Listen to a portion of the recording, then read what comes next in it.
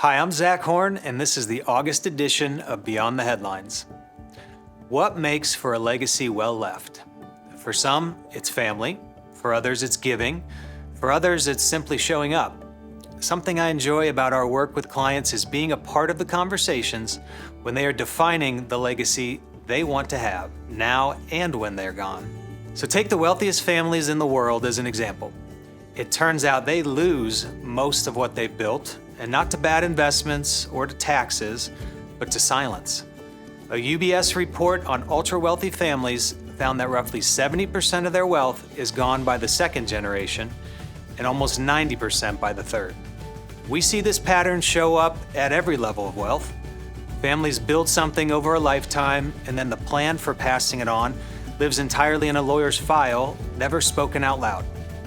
Children find out what their parents planned for their assets the same week they're grieving their loss.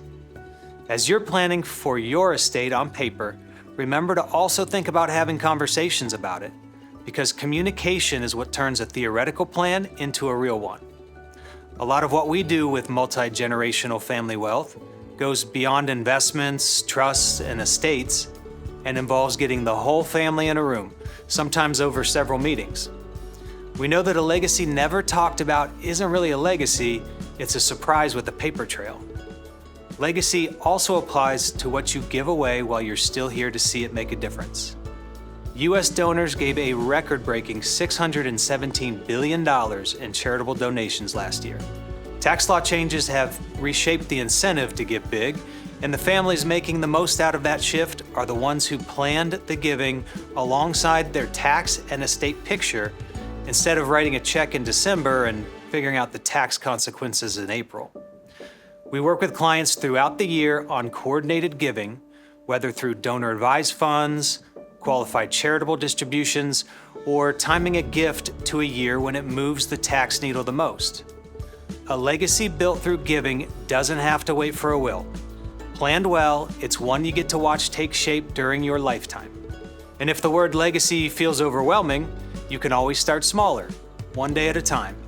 As a firm, we at Foster Motley believe that legacies can be created by serving our community and showing up for others. This summer, we put that value into practice with our team of advisors and staff volunteering with 5 Cincinnati organizations: Sleep in Heavenly Peace, La Soup, Stepping Stones, the Cincinnati Tool Bank, and the Ronald McDonald House. Now, if you want to support any of these organizations with your time and resources, we've included links to each in the description below. So a family conversation, a giving strategy, or an afternoon of showing up to help, that's what the start of a legacy actually looks like. If any of that sounds like something worth talking through, reach out to a Foster & Motley advisor. That's what we're here for. We'll see you next month.